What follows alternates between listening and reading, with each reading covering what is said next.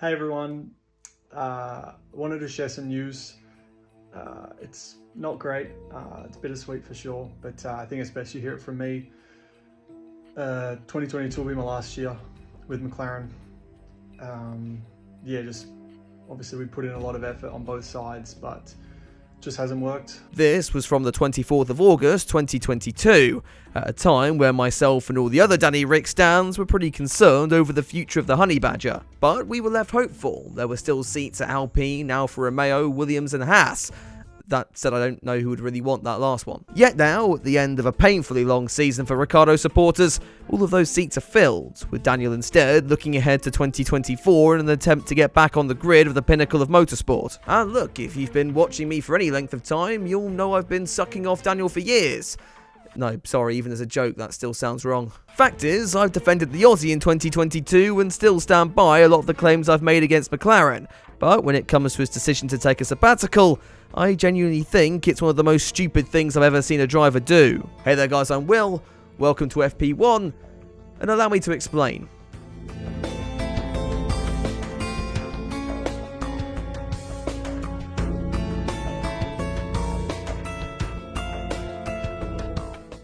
Before I do though, with this cost of living crisis, I do need to pay the bills, so a big thank you to Wondershare DemoCreator for sponsoring this video. I receive many DMs on Twitter a day, and while most tell me I'm not very funny or I look like a fat version of Chris MD, I do get a fair few asking for advice as to how to get into YouTube. Now, while that question could have an entire thesis written on it, a very important aspect is choosing your video editor.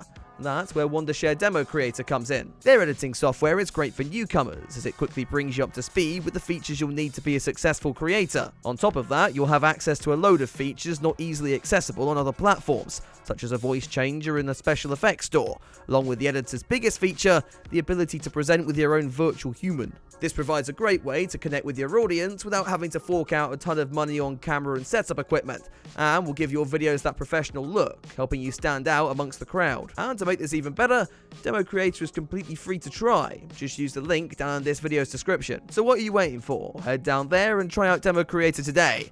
Now to the main part of the video. So, Daniel Ricciardo has ended his first, and in my opinion, only stint in Formula 1, and perhaps in the way little people expected only a few years ago. When Ricciardo announced his move to McLaren back at the start of 2020, given the trajectory the team were headed in, many thought it was the right idea. However, things just never seemed to click. We've seen occasional flashes of the Aussie of old, but every time it looked like he might be back on the up, he'd make a clumsy mistake you'd expect more from a rookie. Or Mick Schumacher. This left his reputation more or less in tatters, only managing to secure a reserve role with Red Bull for next year. That way, they get to take advantage of the huge amount he does PR-wise, while not actually having to risk putting him in the car. Back when he posted his announcement in August, I do wonder if Daniel realised just how far his street cred had fallen.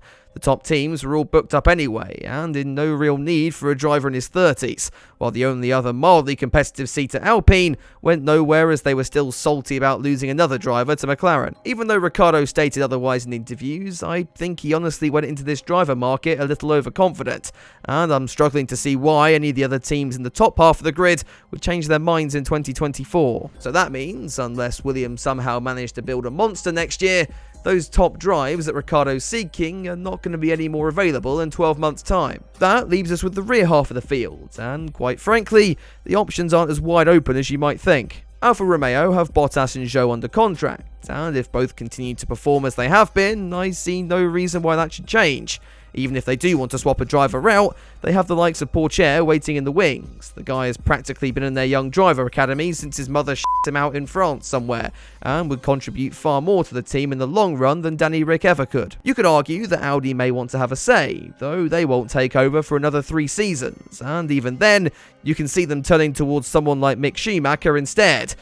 Damn patriotism. Haas, meanwhile, now have 2 experienced drivers under contract. And while that lineup will likely kill each other halfway through 2023, I'm not sure what more experience Daniel could bring to the team, especially when he's admitted openly he's not as in tune with the inner workings of the cars compared to some of the other drivers. You've also got to factor in whether they could even afford Ricciardo, and you could apply that same question towards Williams, who could much more easily promote another of their prospering junior lineup if either Albon or Sargent flop next year. And all that leaves us with is Aston Martin, who will only have a seat open next year if they manage to really piss off Fernando Alonso? And if they do that, are they really a team Ricciardo wants to join in the first place? It would really depend if he's desperate to get back onto the grid or not. And right now, at least, that's definitely not his mindset. You see, Ricciardo could very easily have gotten onto the grid this year. He simply chose not to. Let's be real for a second. It's an open secret Haas weren't best pleased with Mick Schumacher dissecting their cars every other race weekend, and Gunther Steiner was open about wanting Ricciardo in the team. A pair up with Mr. Suck My Balls was on the cards. But the Honey Badger wasn't interested.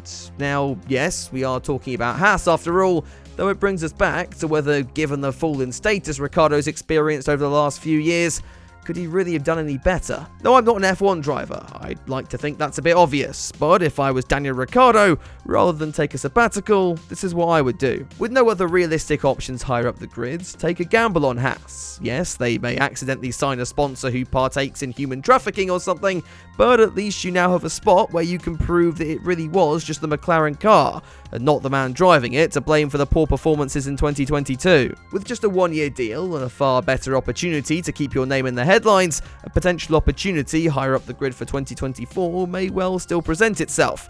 Or maybe Haas turn out to be the next dominant force in F1.